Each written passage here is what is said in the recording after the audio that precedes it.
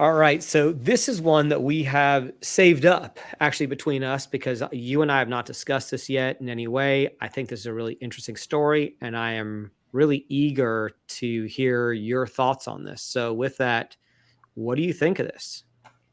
So, I mean, I guess first of all, for those that are looking at the screen, what you can see was that starting in May of last year, which was when China banned miners, you have a big drop off. The yellow part of the graph is the mining capacity coming out of China, and you can see that going back prior to the ban, it was 70 to 80% of all of the mining was happening in China. And when they implemented that ban, within a couple of months, pretty much all of the miners dropped out of China. We know that the U.S. grew very significantly in terms of their mining capacity. And what we've seen now since then, since around August of last year, is that China has been creeping back up into the significant levels of hash rate among major mining countries. And so I think this is a really interesting example of how Bitcoin works and how the network works, and the fact that you can put a ban in place. China has banned Bitcoin how many times now? A countless number of times. And what we see with pretty good consistency is that when hash rate moves from one place, number one, it ends up somewhere else. But that there's really no way to stop it from coming back to the places where it's been banned from. And so I think this is a testament to decentralization, and it shows that Bitcoin is really, really difficult to stop. I agree with a lot of that, but I have a different take on it. If you don't mind, will you bring the chart up again, please?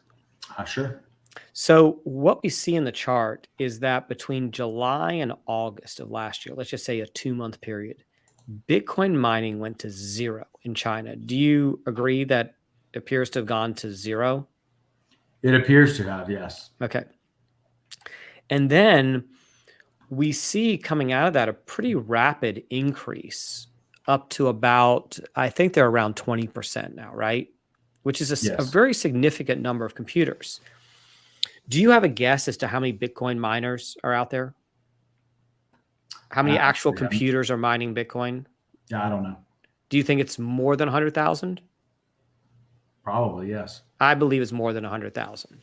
I don't even know. It could be hundreds of thousands because I've seen some of these enormous mining operations. Right. So if we're saying, let's just say we have 100,000 computers that are mining Bitcoin, and China has 20% of those, that's 20,000 computers.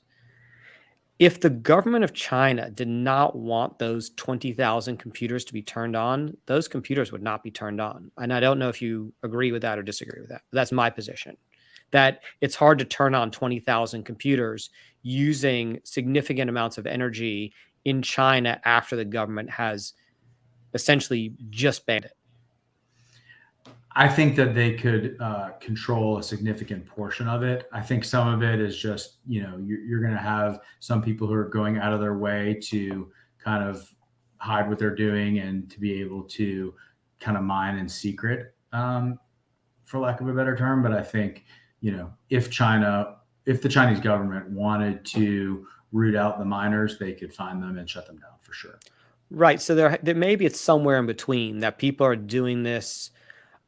They're not doing this out in the open. They don't necessarily have the overt blessing of the Chinese government, but at the same time, they're just sort of, the government maybe just giving it a pass, like letting them be for a bit.